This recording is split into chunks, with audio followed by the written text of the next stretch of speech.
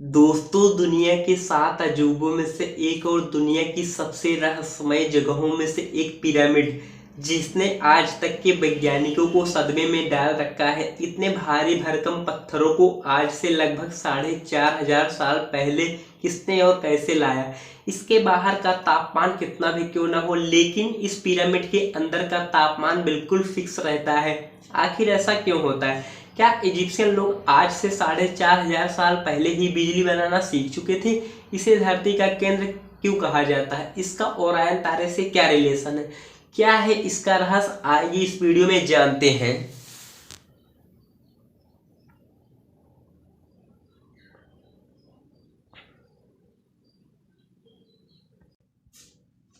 दोस्तों, दुनिया में कई सारे पिरामिड्स हैं, लेकिन गीजा का 3 पिरामिड कुछ ज़्यादा ही फेमस है।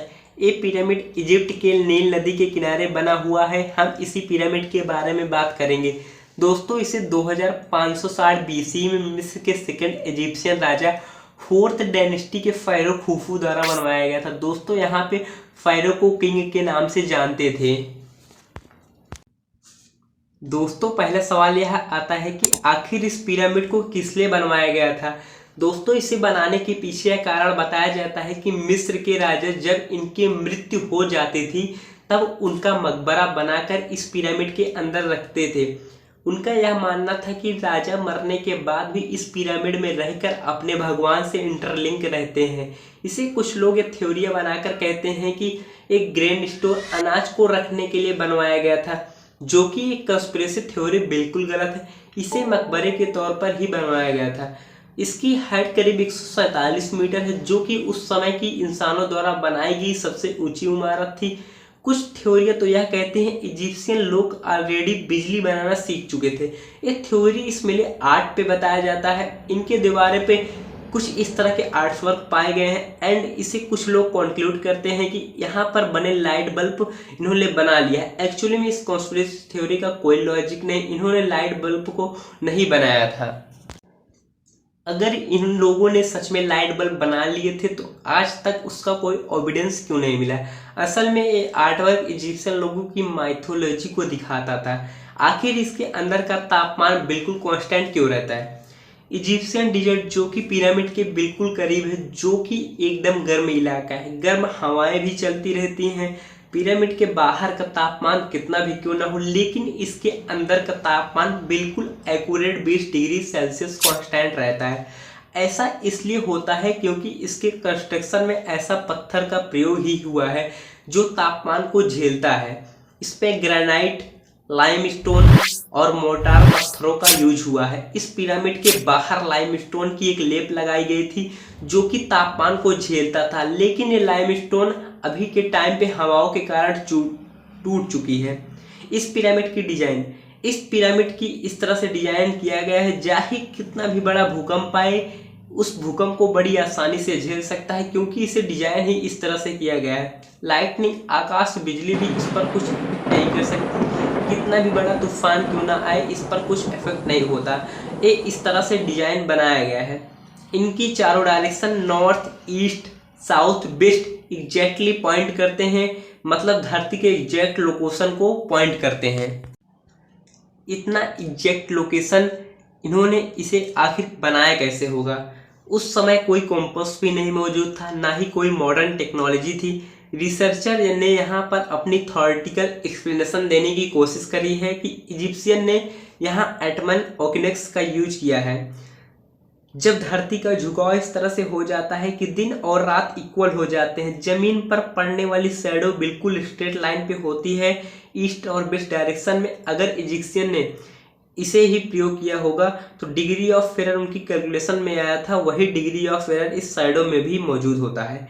जब आटमन इक्विनोक्स होता है तो इसका तारे से क्या कनेक्शन? बताया जाता है कि आसमान में जो तारे हैं ओरायन कंस्टेलेशन, उनकी डायरेक्शन से इसे बनाया गया है। ओरायन कंस्टेलेशन जो मौजूद है उसमें 3 तारों का अलाइनमेंट पिरामिड से है। इससे हमें जान सकते हैं इजिप्शियन लोग एस्ट्रोनॉमी के बारे में पहले से जानते थे। इजिप्शियन लोगों का इंजीनियरिंग और मैथमेटिकल कैलकुलेशन बहुत ही एडवांस और डेवलप्ड था।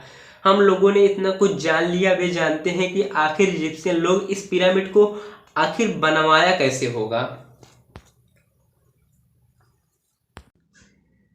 इन्होंने पत्थरों को इतने बारीकी तरीके से तराशा है कि इसमें एक बाल भी जितनी जगह नहीं है, आप इसमें एक बाल भी नहीं डाल सकते। थ्योरियाँ ये कहती हैं कि इसे बनाने में करीब 20 सालों का समय लगा था।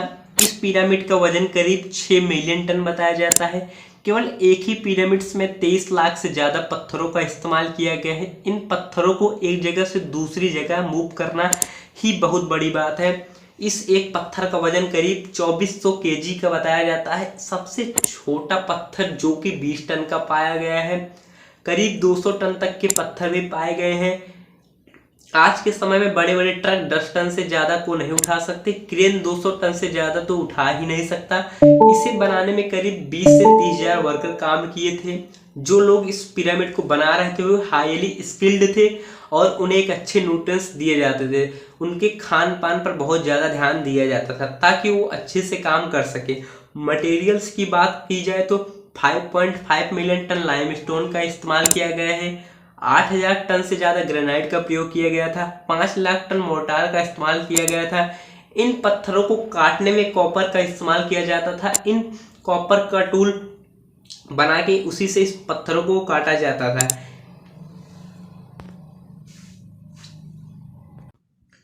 इन पत्थरों में जहाँ क्रैक्स होता था वहाँ इन लोग पानी डाल देते थे। जैसे इन पत्थरों पे पानी पड़ता था वैसे वेजेस एक्सपैंड होकर टूट जाते थे। सबसे बड़े सवाल पर आए तो इन पत्थरों को मूव कैसे किया जाता था। उस समय तो कोई गाड़ी ले जाने वाली मशीन भी नहीं थी। ये पत्थरों को ले जाने के लिए पानी में भरकर राफ्ट बनाते थे जो तैरते तैरते पत्थर पिरामिड के पास पहुंच जाता था। जब पत्थर पिरामिड के पास आ जाता था तो एक के ऊपर एक पत्थर को रखने के लिए वेजेस का इस्तेमाल करते थे।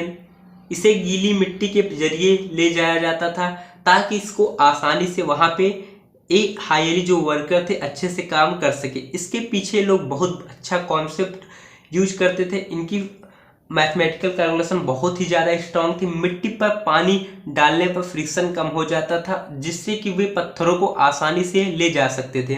बताया जाता है कि पत्थरों को ऊपर ले जाने के लिए ये लोग पुलिंग का इस्तेमाल करते थे,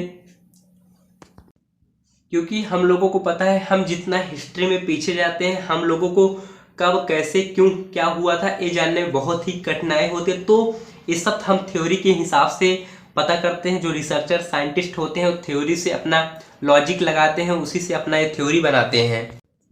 तो कुछ इस तरीके से पिरामिड को बनाया गया था। दोस्तों आज तक के जितने भी रिसर्च पिरामिड पर हुआ था वो मैंने इस वीडियो में डिस्कस किया है। दोस्तों ऐसे इंटरेस्टिंग वीडियो के लिए हमारे चैनल को सब्सक्राइब करना ना भूलें, वीडियो को शेयर करना, क्योंकि हमारी नॉलेज को बढ़ाइए। हमारे चैनल को सब्सक्राइब कीजिए। जय हिंद, मिलते हैं नेक्स्ट वीडियो में।